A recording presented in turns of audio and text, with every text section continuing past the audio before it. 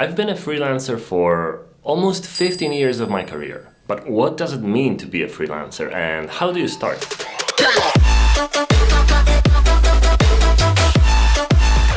Freelancing means working alone and doing small jobs for multiple clients, often without even starting a company. Now let's talk about some benefits of freelancing.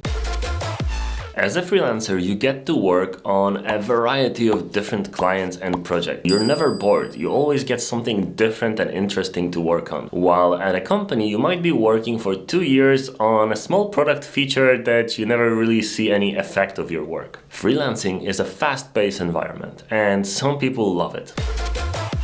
You can actually earn more than you would in a standard company because you control your rates. The longer you do it, the more expensive and better clients you can get. Obviously, it's not gonna be that way when you start.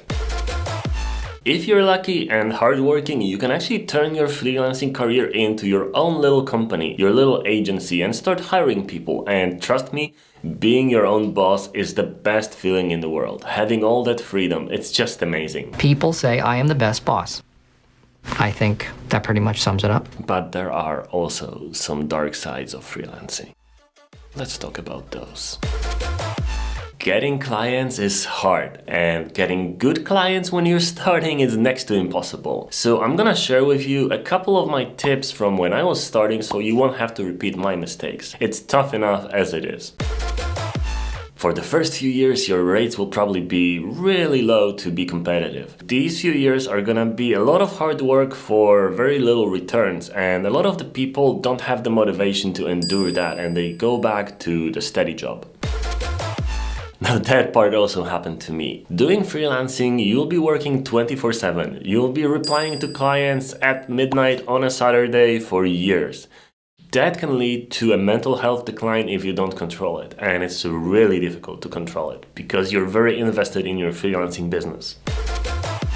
Okay, how do you start freelancing? Well, number one, and one of the most important steps is to check the legal requirements for freelancing in your country. Do you need to form a company? Or maybe there is some form of a contract that you can use, because you don't really want to be on the bad side of the tax people. You need to pay your taxes. Let's set up accounting. It's not as easy as just doing the work and the client paying you and that's it. You need to be paying taxes and you need to be aware of all the taxes and all the regulations around freelancing in your specific country because they differ and they differ quite a lot. When I started, I used a special contract type that is available in Poland and in some EU countries that allows you to actually outsource the taxes to the client. Obviously, you'll be getting a little bit less money, but the client is paying all the taxes for you.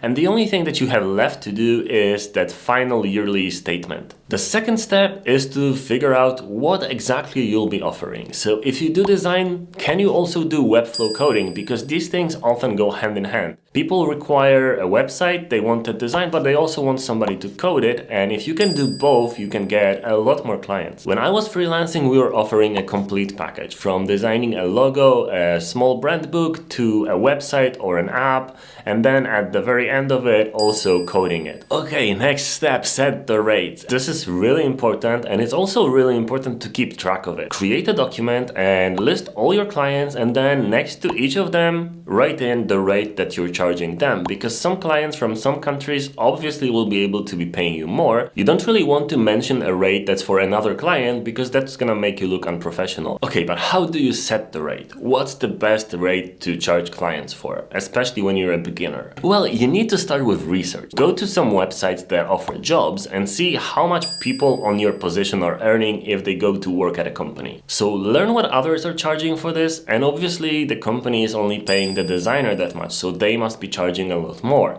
But that's okay, you need to start somewhere and you need to be competitive, so you won't be charging as much as the company is charging, probably double or triple that of the designer salary. And to be competitive, you can actually go a little bit lower than that price that you derive from your research. The key is to actually get the first client, the first 1 or 2 or 3 clients, because that keeps you going and that makes your portfolio look a little bit more real, and it's really important. Almost no clients want to commit to a portfolio that doesn't have any real work. So you really need to convince that first client, even if it needs to be very cheap, very low paid work. Now, if you get a request from a country that pays significantly better, like the US for example, then you can do a similar type of research. See how much companies in the US are paying designers or Webflow developers, but avoid looking at Silicon Valley or New York, because the prices there are way higher than everywhere else. So look at some other regions that are not as popular. And then, of course, you need to subtract a little bit to still be competitive, because there is a lot of freelancers out there. So yeah, you can set the rates individually. You don't need to have the same rates for everybody all around the world, but just make sure that those rates are competitive. They need to be lower than most people are charging, especially when you're beginning. You can raise your prices later the more clients you get.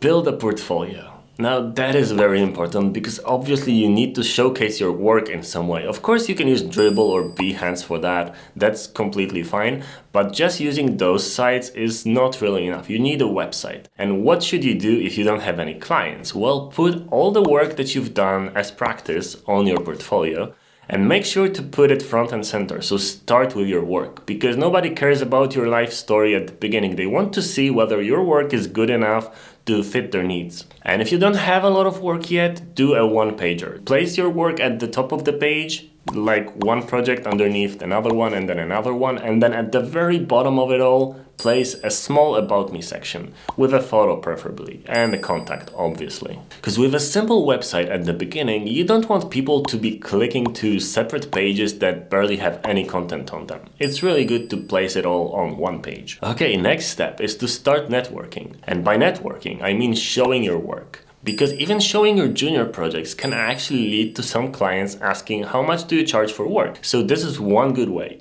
But you can also use Twitter and LinkedIn's search engine to search for people that are looking for jobs and that are looking for people to make a design or make a website for them. But since networking and finding clients is such a complex and vast topic, we can cover it in more depth in a future video. Okay, but what if you don't have any clients and nobody is really knocking at your door? What can you do? Well, first of all, don't waste time. If nobody responded and you have all the time and no projects, then do some projects just for your portfolio. You can post them on Dribbble to actually have some reach, because some people can reach out from Dribbble. Or you can go to sites like 99 Designs and Design Crowd. This is something that I've been using for the first few years of my career. The problem with those sites is that sure, there are a lot of projects there, but you have to compete with other designers to actually win a project, and you still have to do the work. So you end up doing a lot of projects and most of them don't get picked and you don't get any money for them. But guess what? That's completely fine, because when you're doing those projects, you're also learning and improving your skills, and what you can do is change some fonts, some colors, and change the logo, and have another project for your portfolio. If you win 1 or 2 per month, it can be enough to support you for those initial months. And also, when working on multiple small projects with no guarantee of success, it's good to create a design library for yourself. Create a set of buttons and checkboxes and radio buttons and form fields and everything, and make them in a way that you can easily modify them. So you can change the font, or you can change the colors or the shadows, and that way you'll be able to actually drag and drop stuff onto the canvas and make those projects for those sites a lot faster. This is what I was doing, and I was able to actually do between 4 and 5 projects like that every day. And sure, most of them were rejected because people are expecting something different, but this is completely fine. It's all about doing more work and learning in the process, and you do get selected every now and then. And I'm going to stop here for now. Freelancing is a huge area. I want to cover this in a lot more detail, so I placed a small survey in the description of this video. If you can tell me what you want me to cover next, I'll be able to prepare a video that suits your needs. But don't worry, I'm gonna guide you through it. Freelancing can be fun. I still fondly remember those years, even if the money wasn't that great. It was a lot of learning and a lot of fun experiences and working from coffee shops and being my own boss. This is like really an amazing feeling. So thanks for watching, and as always, have a beautiful day. I'm really proud of you.